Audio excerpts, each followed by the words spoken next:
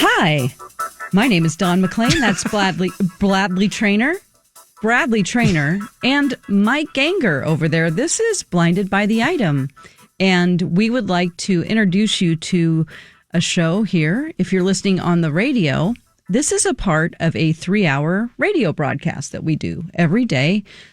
This is being recorded at 12:30 p.m. Central Time, and it's also a YouTube channel. So within our day, this is a part of a show we do on the radio and YouTube. Wanted to clear that up a little bit if people were confused that we are just doing a YouTube show every day with in-depth coverage on specific topics. Am I wrong about that? I wonder what you're referring to. Oh, I am too. Oh, yeah. okay. So, Mike, here's the thing. I think, Dawn, we need to let Mike in on a little something. The comments blew up yesterday because we started the show with about a 1.5-minute conversation about the latest in the Justin Baldoni and Blake Lively story. Oh, yeah, for sure. And we didn't have a lot of time to talk about it. Also, it came out after some like follow-up news to that story came out. Okay. And so I think there might have been a little confusion. I'm going to put it nicely in the comments. But thanks for all your feedback. Yeah, we love comments. I will say the engagement was great. I wouldn't spend a lot of time thinking too much about like the 1 and 30 seconds we talked about the story yesterday. Let me just summarize really quickly for the audience. And for the radio audience, you already heard us talk about this story at length at the top of the show, so I'm not going to redo all of it. I will say, though, if you want to hear, as Dawn pointed out, if you want to hear 3 hours of us talking about all sorts of things, you can listen to us on myTalk. We also have a podcast that's not on YouTube. That whole 3-hour broadcast goes up there. It's called The Adventures of Bradley and Dawn. You can perfect. find Thank it you. on anywhere you get your podcast. It's our 3-hour show. The whole story yesterday that we brought up was about Isabel Ferrer. Remember her, Mike? Oh, yeah, definitely. She basically claimed that Justin was harassing her. Yep.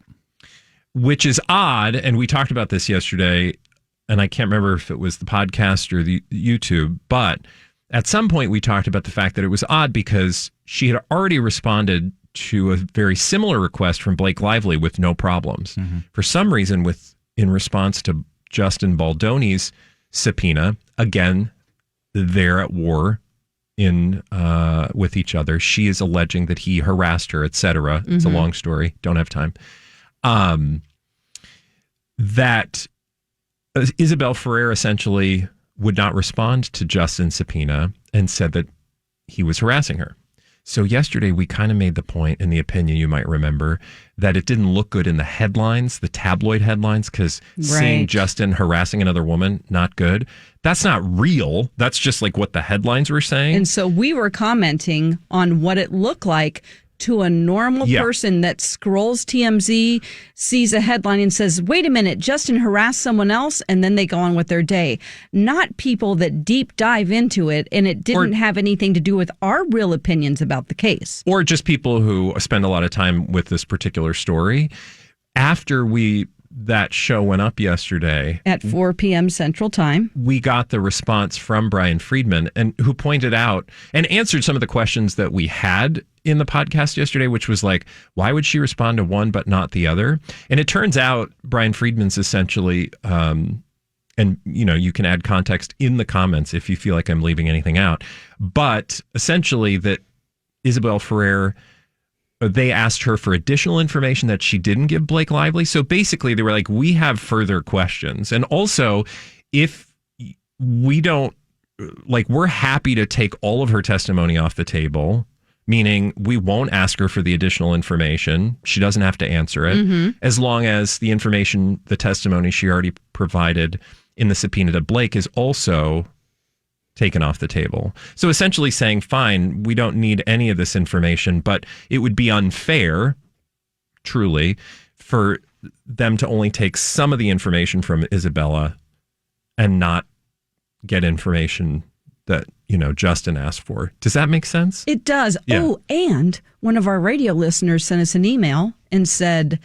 that Isabella's attorney actually lost a big case to Brian Friedman. Yeah. So there's totally more to the story. And I would encourage you guys, if ever you feel like we're leaving anything out, please put it in the comments. Please know that we oftentimes will talk about it later. And we'll always clean up. I will say a lot of people, I think, reacted to Q's headline yesterday. The headline on this particular story was that Justin was in trouble.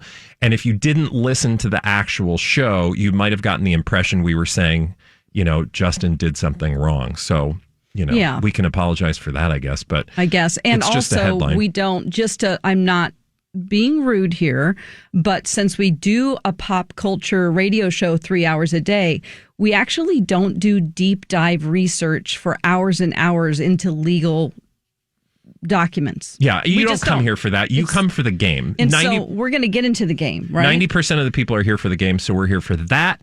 Thank you for visiting, and I hope some of the people who showed up yesterday will continue, because the game, as we play it, covers all sorts of topics, including but not limited to the ones Mike's going to bring up right now. Let's do it. Let's play a little Blinded by the Item. Like, subscribe, hit that notification bell, and leave your comments just like you did yesterday. It's great. Let's get it started with this first one here. Sure, she got it for free thanks to the post, but the recent pics of a stylish manicure of this A-minus list, mostly movie actress, was not to just show off the great work, but to show off that the matching tattoo removal is officially complete. Whoa. Even though her A-minus list musician ex's people continue to push stories that they're happily back together. So we've got somebody, an A-minus list, mostly movie actress, was not just showing off a manicure because of the great work. She was showing it off to show you that the tattoo removal, the matching tattoo removal, has been completed, even though her A-minus list musician ex's people continue to push stories that they're happily back together. So an actress who has a tattoo that was like her manicure? Well, had a tattoo. Okay, and it was removed. And it was removed, and her A-minus list musician ex had that same tattoo in that same place, but the removal is complete. Oh! Is it Ariana Grande? It is not. Okay. A-minus list, mostly movie actress, showing off a recent manicure, but really she was showing off the fact that that tattoo that used to be right there on her ring finger is officially been removed. This at the same time her A-minus list musician ex's people continue to push stories that they're happily back together. Okay. Whoa. Mm-hmm. This is an actress and a musician. Mostly movie actress. Has done some TV. And he is an A-minus list musician. Yep. Yep. MGK and Megan Fox. I almost said Samantha Fox. That shows you how old I am. Oh my gosh. Not Samantha Fox. Okay. It is a Megan Fox. And yes, according to the blind items, sure, she got the manicure for free thanks to the post. But the real reason she posted that stylish manicure is because she wanted to show off the fact that that matching tattoo that was right there on her ring finger, the one that also MGK has officially been removed. So he wants to seem like they're back together, and she wants to give you a signal that they're not? It feels like that's what the blind item is saying, is that, his people are pushing that they're happily back together, and you're seeing those headlines everywhere that, now with the kid and everything, and he's turned over a new leaf, and he's sober, and he's doing all this other stuff. So wasn't like 5 seconds ago we were speculating on all sorts of people he was with, including but not limited to Sydney Sweeney? Yeah. I mean, I don't think that was serious, but I'm saying like... I think that was more related to Sydney Sweeney than MGK because there was a time where every single day we said, oh, Sydney Sweeney's with this guy. Now she's with this guy. It's just wishful thinking. Now she's with this guy. And I think right now MGK is so much trying to push this. I'm a clean cut version of myself. I got my new album. It's kind of fun. Nerdy pop. I'm great. Yeah. Love me now. Like Pete Davidson, my bestie. They're both trying to give this new image, and I think this tattoos. This wholesome image is what he and his people are trying to push. Okay, well, good luck. And I also feel like their relationship is one of those that's constantly on again, off again, hot and cold. So trying to figure out on any given day where either of them are at.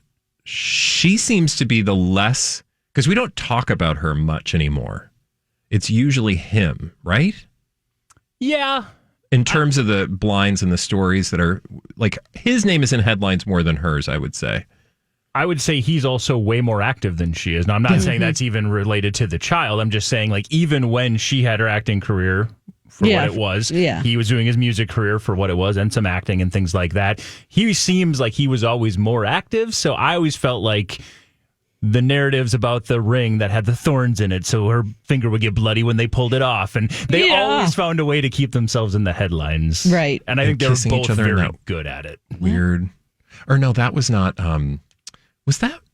I always get confused with MGK and Megan Fox and the Jenner, Kardashian. Kylie? No, the Kardashian Kendall? and her music boyfriend. Like Kim Travis Scott and Courtney. Oh. Yeah. No, Travis Travis Scott. Barker. I'm sorry, and Travis Barker and boy. That makes sense. yeah, because they both got that sexy rocker, dangerous, blood sucking. That makes more sense. Yeah. Blood sucking. And they stole it all from Angelina and Billy Bob Thornton, let's be real. 100%. Yeah. They were Again, doing it before it was cool to do it. Mm-hmm. Let's roll on to another blind item here, like this one. There's a few parts of this. Let's break this one down. We mentioned a few days ago this foreign-born A-list action actress and the comment she made during an interview in her home country. Do you remember who that is?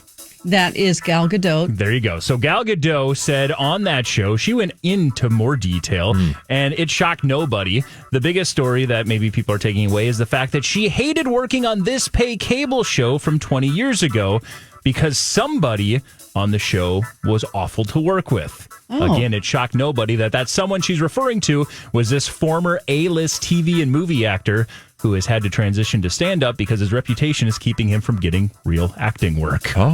So we have got Gal Gadot in this interview she did in her home country of Israel that she talked about hating working on this pay cable show from 20 years ago. Okay. And that someone, she didn't give the name, but that someone she was referring to was, no shock to anyone, this former A-list TV and movie actor who has had to transition to stand-up comedy because his reputation is keeping him from getting real acting work.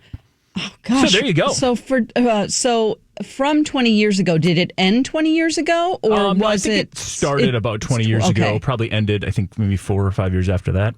Michael Richards?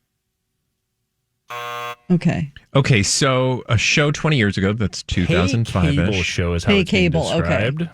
It's all right. not like a Mad Men. Oh, yeah. Nope. Not John Hamm. And a show that Gal Gadot was on. Yeah, I didn't know her before Wonder Woman. Was it a serious show? Like a thriller or anything like that? No. So it was more comedy? It was more comedy, but it was definitely like a drama. It was comedy drama. Okay.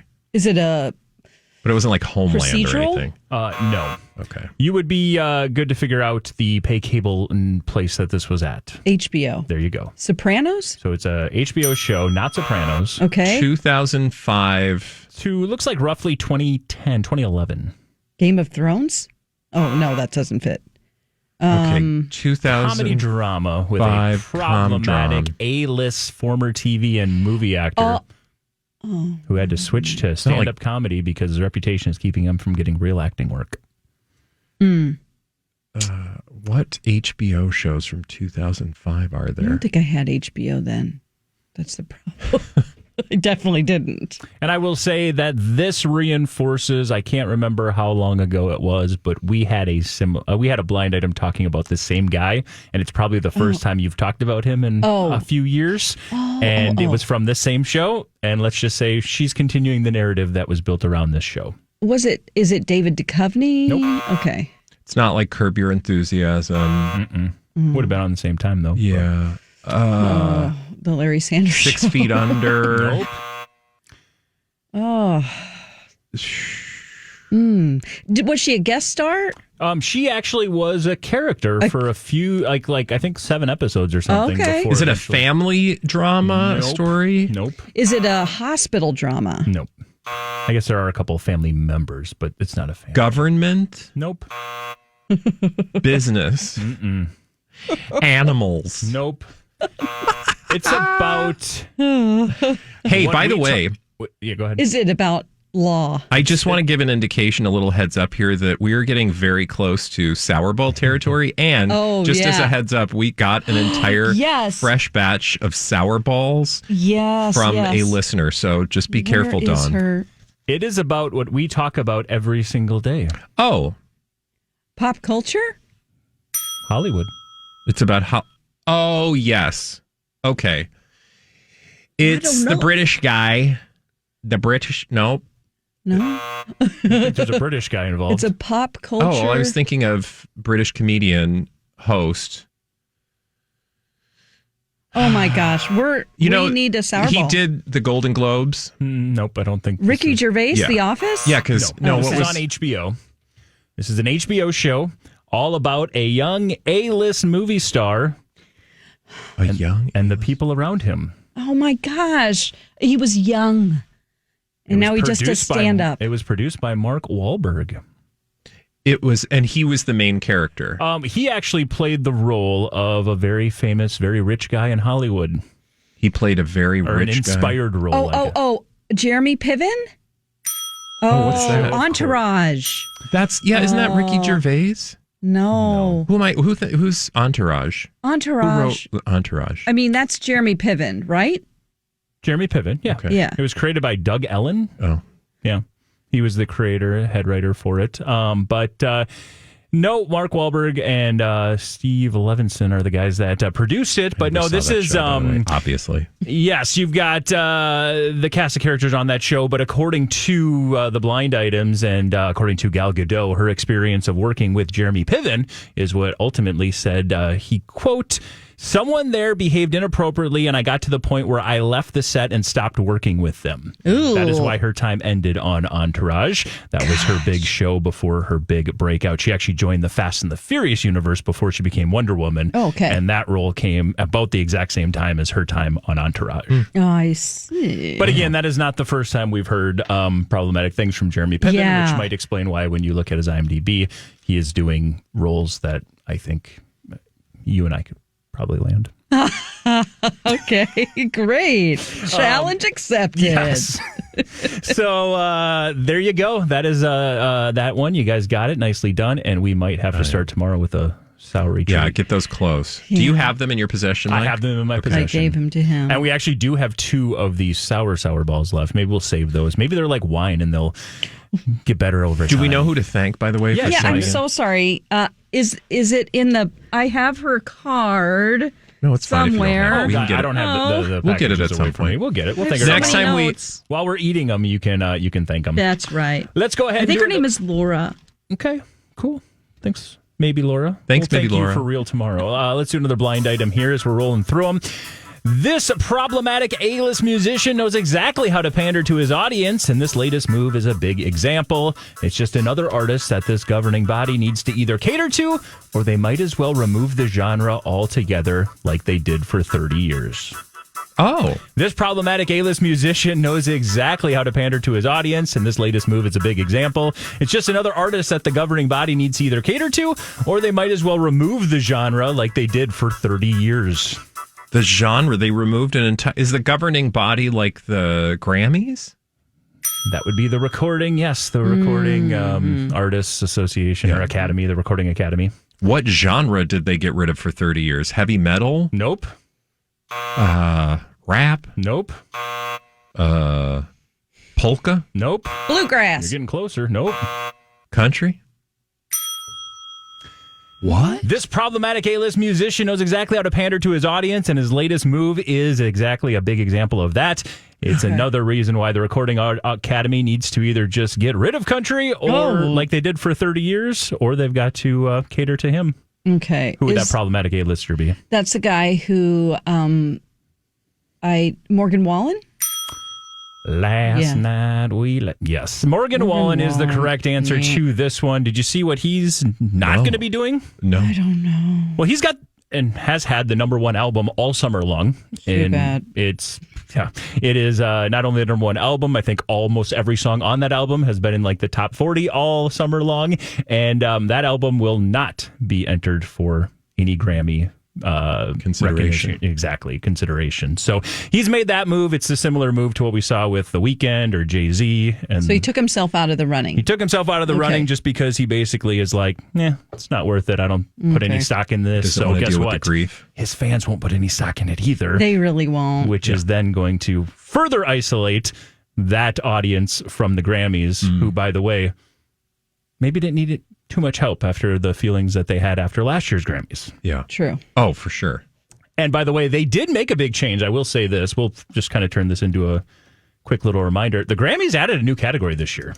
They have not only the country album of the year, they now have They have the contemporary country album of the year and the traditional country album of the year. Yes. Because classic country, they don't like new country. Yes. They're like, it's a whole divide. Yeah. And then you have to decide where that cutoff is. Yep. Because Post Malone had an album F1 up for it. Obviously, Cowboy Carter had an album, and she won last year. Mm-hmm. So that was the big thing that was kind of the reason why they went to this traditional. But then you got people like, Chris Stapleton or Luke Combs, who might be kind of in the middle, who have a little bit of both elements of the classic and also the modern. So what are you going to do? Just keep adding subcategories? Gosh. It doesn't make sense. It's kind of icky, isn't it? It's very icky. That's a job I don't want to have any part of. Because it is so fraught with so much that goes beyond just the music. Yeah. Yeah. Definitely. And for good reason. I'm not saying it's not, but. Yeah. No, that's, And again, the fact that dude can do what that dude did, and he's still the hottest thing in music right now. I hate it. He's the guy that threw that stuff over the. Didn't he throw them chairs? He also threw some language out there, which makes me not the like obvious. him at all. Yes, I don't like him. Yeah, and then he threw a chair. Thank God he didn't hit anybody. Yeah, he's just like I don't. He killed somebody. He could have. So there you go. He will not be at the Grammys this year. Oh well. Bye. All gonna miss him. Let's do another blind item here as we keep rolling through them today. How about this one? If anyone was uncomfortable with the exchange we saw between this A-list TV personality and the B-list colleague, you wouldn't believe what is said when the cameras aren't rolling. Oh, was this a hot mic situation? If anyone was uncomfortable with the exchange we saw between this A-list TV personality and the B-list colleague, you wouldn't believe what is said when the cameras aren't rolling. Yes, this was a hot mic situation. Hot mic. Summer in the city. Someone said hot mic in the comments the other day. They're referring to our 3 microphones that we're talking into. Yeah, that mic's hot. Okay. Hey, Mike. Okay, so this is... Yep, an A-list TV personality and a B-list colleague. A-list... TV personality. That's how they're, B-list how they're labeled. So they're both on a show together? Not necessarily together. Is this a sports situation? Okay. Not together. They are on a channel together. They're colleagues on a particular... Is it Andy Cohen? No. Okay. Did you say actor or TV celebrity? Just TV personality. Is it like a host? It's not like a Kelly and Mark kind of host, is it? It's not. Okay. Is this a late night host? It is not. Okay. So it's a daytime host? I'm sorry. I was, I guess, technically not late night in the traditional way you're asking. Okay. So should we start with a network? That would help. I mean, if you came up with this channel, there's only a couple of people. Oh, is it like a HGTV experience? Is it like... I mean, it's similar to that, but it Magnolia? It specializes in something else. Food? Nope. Remodeling? Not necessarily that. I mean, it's like that from the standpoint it's a cable channel that specializes. It's a very niche cable channel. Oh my gosh. I wouldn't say niche. This is bad. It's a very big industry, even though this channel maybe is getting more and more niche after being the former world leader. CNN. Anderson Cooper? Okay, Anderson Cooper said something about someone else on... It wasn't Anderson saying it, actually. It was his B-list coworker who made a comment. You haven't seen the story, so I don't really think you're going to come up with this other name, unless you're big CNN fans. I don't know. Jake Tapper is the other person on this side of things. I guess you two didn't see the story, but it's an interesting one. According to the blind items, if you were uncomfortable with the exchange between Anderson Cooper and Jake Tapper, you wouldn't believe what is said when the cameras aren't rolling. But that I believe. This was during recent coverage of, I believe it was the Trump and Putin summit that was taking place, and Jake Tapper was out on location. They were having a conversation. They had different political analysts that were popping on, and then all of a sudden Anderson Cooper was trying to throw it over somewhere else. And then the producer must have said, or someone behind in the truck must have said, "Hey, are you ready to go?" At the same time, Anderson Cooper tried to throw it to Jake Tapper, and Jake Tapper basically said, "Yeah, I'm fine. I just want my show back." And then Anderson Cooper says, "Your show's back." And then had a big laugh on his big smile on his face. Jake did not seem too thrilled by the whole exchange. Oh, I'm sure. Have fun and watch that today. That's great. Listeners, viewers, you can have your show back Monday through Friday on the radio on myTalk. You can download the whole thing wherever you get podcasts. And don't forget, we do a radio show called The Adventures of Bradley and Dawn. That's also a podcast that you can download where you get those. But we have this wonderful YouTube channel we'd like you to like and subscribe. It's called Blinded by the Item. Blinded by the Item.